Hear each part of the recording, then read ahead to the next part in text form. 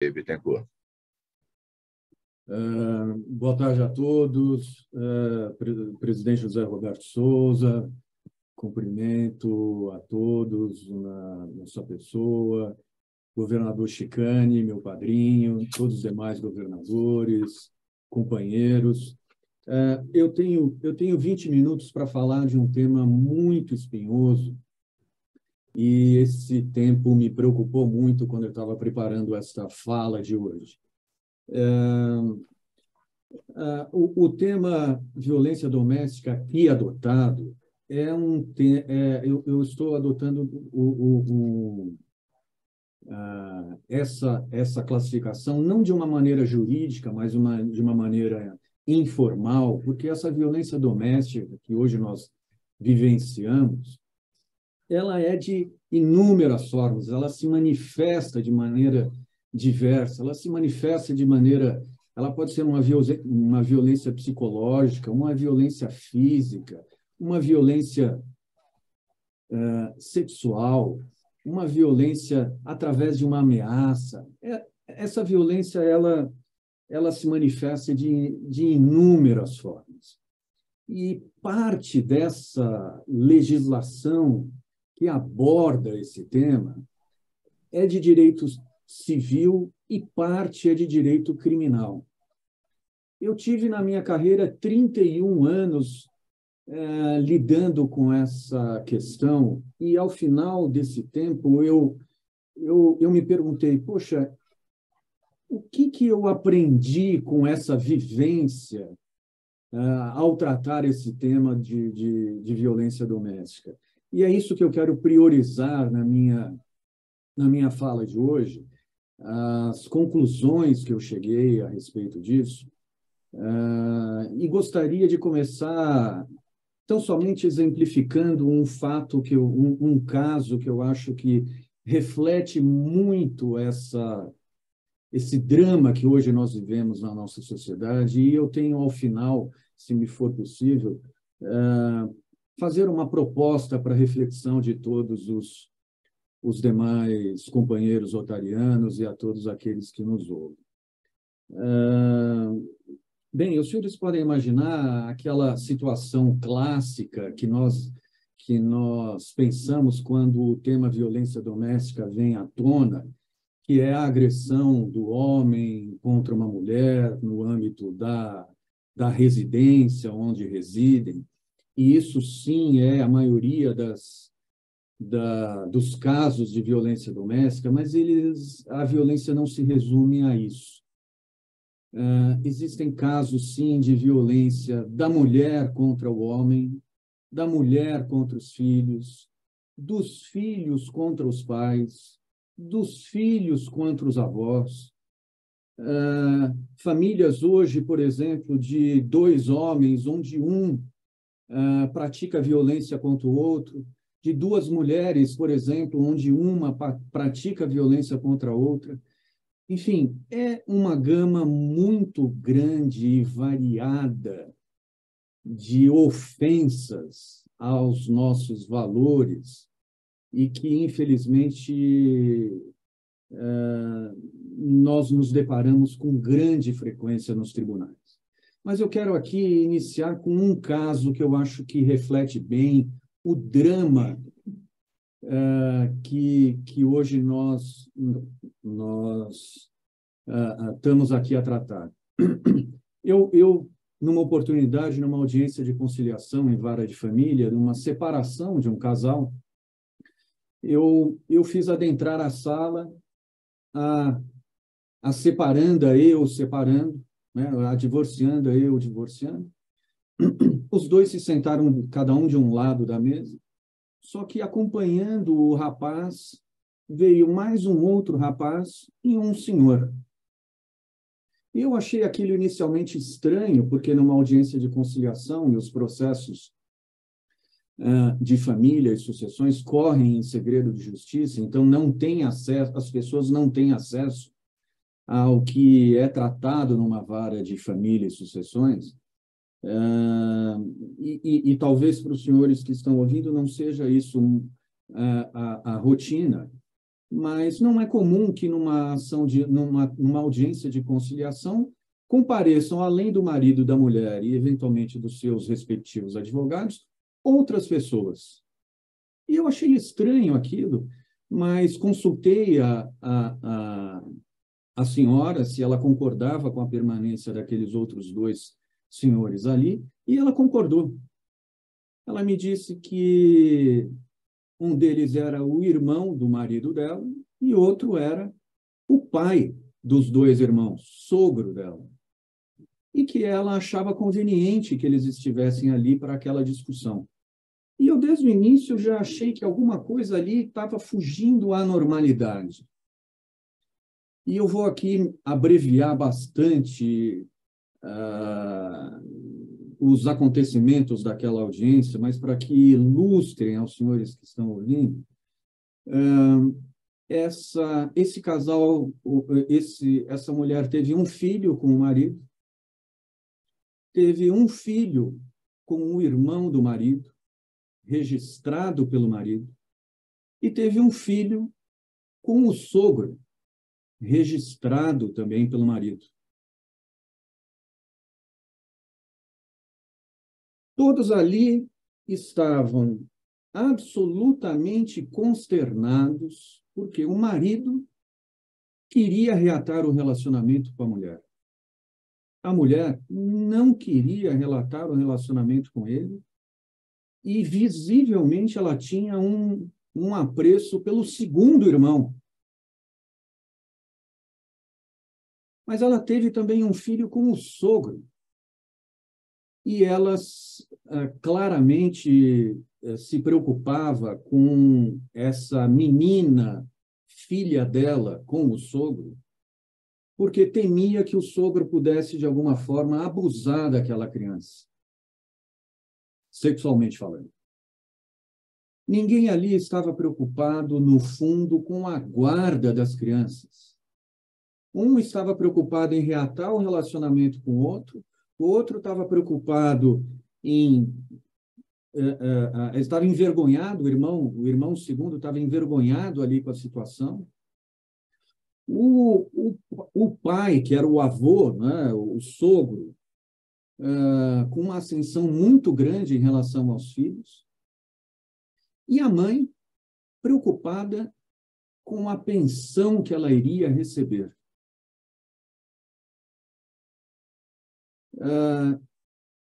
Esse drama, quando eu vi a situação qual era, o que eu me preocupei mais nisso tudo, ao tentar solucionar minimamente aquela questão, era como essas crianças iam ser criadas. Que valores elas iriam ter? Porque ninguém estava preocupado com elas ali. O pai estava preocupado em reatar o relacionamento com a mãe. A mãe estava preocupada com a pensão que ela iria receber.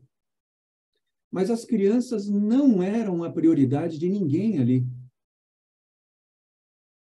E isso, sim, eu entendo como uma violência doméstica. Uma violência doméstica, principalmente em relação às crianças. Essas crianças vão, daqui a um tempo, ser adultas e vão, de alguma forma, atuar no mundo, atuar na nossa sociedade, sem uma base mínima de apoio, de educação, que tanto nós preservamos aqui no Rotary e que tanto nós lutamos para que aconteça nesse país. Mas a mensagem que eu quero passar aqui hoje para todos que me ouvem é que, sim, eu vejo que a educação é a solução. Mas falar que educação é a solução não é suficiente. É claro que a educação que nós estamos a tratar aqui não é aquela educação de física, de química, de matemática, que é igualmente importante. Mas a educação que eu falo aqui é a educação de valores, de moral, de ética. Mas isso também não é suficiente falar, porque isso é uma repetição daquilo que se fala comumente. Hoje nós vivemos numa sociedade, e acho que muitos de nós já sempre falamos que nós vivemos numa sociedade de inversão de valores. Em muitas situações, nós nos deparamos com aquilo que nós imaginamos ser inversão de valores. Então, falar que nós vamos ensinar valores morais e valores éticos não é suficiente. Inclusive porque valores morais e éticos, eles se alteram ao longo do tempo e ao longo e no decorrer da evolução da sociedade e da humanidade. É claro que aqueles valores éticos da Grécia Antiga não são os mesmos valores da Idade Média e não são os valores atuais. E mesmo hoje em dia, quais são os nossos valores morais e valores éticos? Hoje, aqui no país, nós vivemos uma disputa, inclusive, a respeito desses valores. E quando se fala em ensinar valores éticos e morais, eu não estou, obviamente, estou querendo aqui passar muito longe de qualquer aspecto relacionado à preferência religiosa, política, ideológica, que, claro, não compete a nós do Rotary tecer qualquer consideração a respeito de posicionamento político, religioso, mas que valores, então, são esses que nós vamos ensinar para as nossas crianças? Primeiro, nós precisamos definir que valores são esses. Esses valores, no meu entender, são valores aceitos pela humanidade, incontestáveis pela humanidade. São valores do ser humano, que, como eu disse, não tem nada a ver com religião, não tem nada a ver com posicionamento político, ideológico, racial, ou o que quer que seja. São valores do ser humano. Mas vejam, isso é suficiente definir que valores nós vamos ensinar? Também não. E também não por quê? E é esse o ponto que eu queria chegar na minha fala de hoje. Nós temos, desde os primórdios, de aproximadamente 2000 anos, pensadores do mundo inteiro se debruçando sobre aquela fábula antiga dos filósofos clássicos a respeito do Anel de Giges. Talvez muitos não saibam o que é o Anel de Giges. Isso é muito simples de obter informação na internet, mas eu vou aqui resumidamente dizer: o Anel de Giges era um anel que conferia, é uma fábula abordada por Platão na República, que travava um diálogo, que replicava um diálogo de Sócrates com Glauco, dizendo: este anel, né, nessa fábula, um pastor encontra esse anel no meio da terra, e esse anel tem um poder. Qual é o poder desse anel? Se ele virasse o anel para baixo, ele ficaria imune a qualquer represália da lei ou represália social por tudo aquilo que ele fizesse. Se ele desvirasse o anel, ele voltava a ficar submetido às leis e à reprovação social. E todos os pensadores há 2000 anos se debruçam com essa questão. Se nós tivéssemos o poder do Anel de Giges, como nós nos portaríamos na sociedade? E aí, para identificar a gravidade desse problema e para que nós possamos enfrentá-lo da forma adequada, é preciso identificar a abrangência dessa dessa simples questão. É que nós, na sociedade, temos pessoas éticas que se portam eticamente, mas porque são forçadas pela sociedade a assim se portar. E nós temos pessoas éticas autênticas, que vão se portar de maneira ética em qualquer situação, independente de uma reprovação que elas possam ter ou não ter. Muito bem. Se nós formos ensinar ética e moral para a nossa população atual, os sociólogos, os antropólogos já identificaram que nós vamos ter uma enorme frustração. Porque as expectativas que nós vamos ter ao ensinar ética e moral às pessoas já adultas, elas vão ser muito reduzidas. Qual é o caminho, então? E é esse o ponto que eu quero caminhar aqui para essa palestra. Qual é o caminho?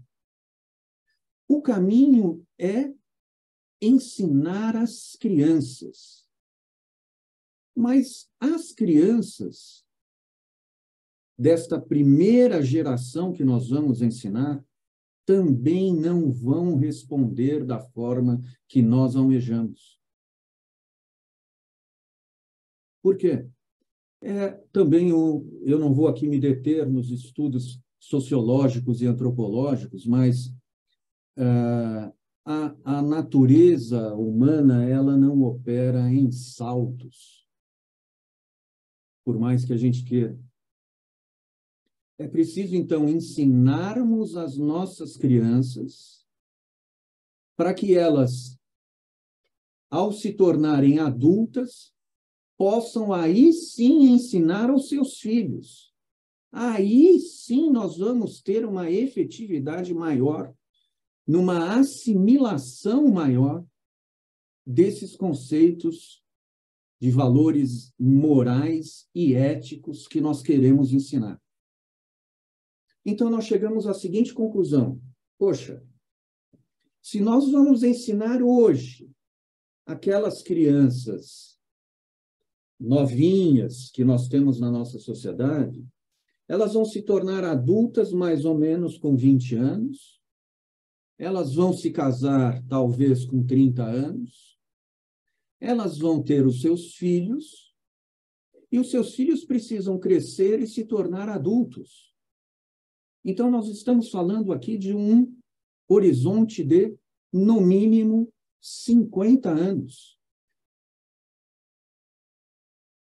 Essa é uma constatação que pode ser difícil de ouvir, porque nós, quando nos preocupamos em ensinar as pessoas, em transmitir conhecimento às pessoas, o Rotary, quando se preocupa em transmitir conhecimento, em ensinar as pessoas, nós precisamos ter noção de que os resultados efetivos vão ocorrer daqui a aproximadamente 50 anos. Porque os resultados serão tímidos até então. Porque é preciso que as crianças sejam ensinadas, que elas possam assimilar parte dos ensinamentos e esses ensinamentos elas possam passar para os filhos delas. Esse liame de ligação do ensino dos pais em relação aos filhos é que precisa ser criado. Mas criado não pontualmente, como, claro, nas nossas casas nós fazemos, mas ele precisa ser criado na sociedade como um todo. Eu lembro aquele exemplo que eu citei no início.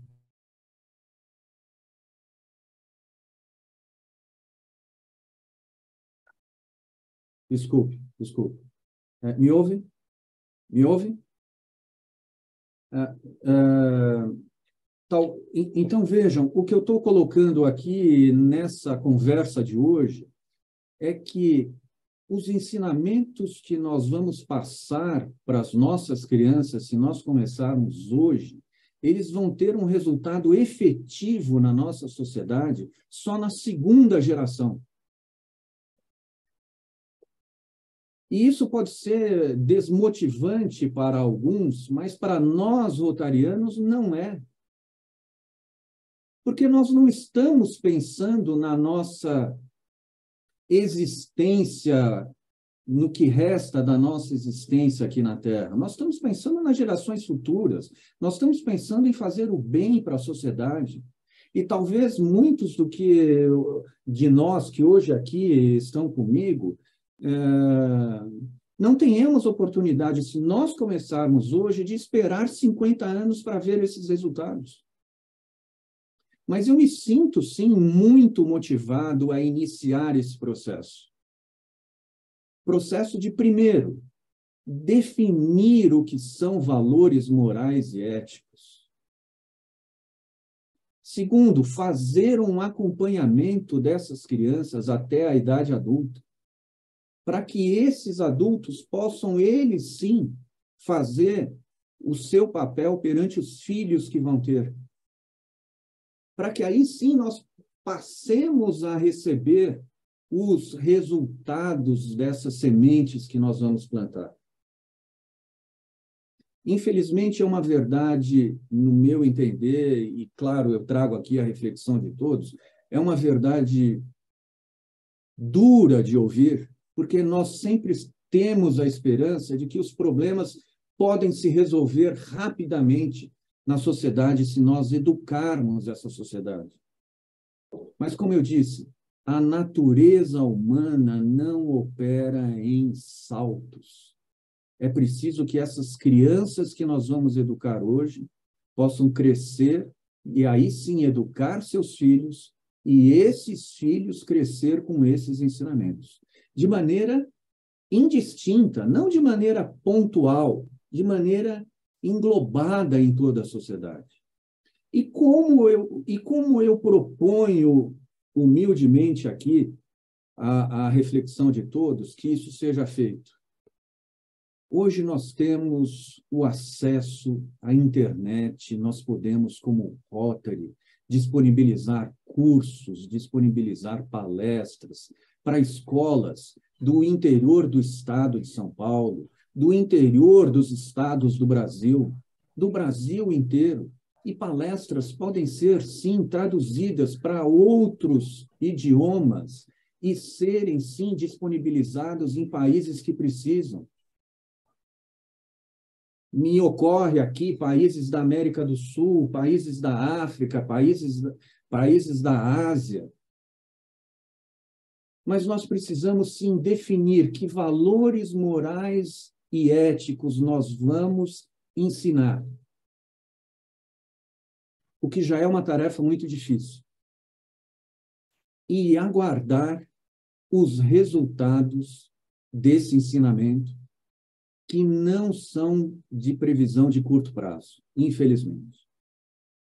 Mas, ao saber o tamanho desse desafio, nós sentimos a importância do nosso papel, que é começar já, que é começar logo, porque se nós demorarmos mais 10 anos, mais 5 anos, mais 1 ano, vai jogar tudo isso muito mais para frente. Eu me sinto motivado a participar de projetos nessa área e não vejo melhor lugar para eu estar do que no Rotary Club de São Paulo, como onde hoje me encontro. Eram essas palavras que eu tinha a dizer na oportunidade de hoje. Muito obrigado. Perfeito, muito obrigado.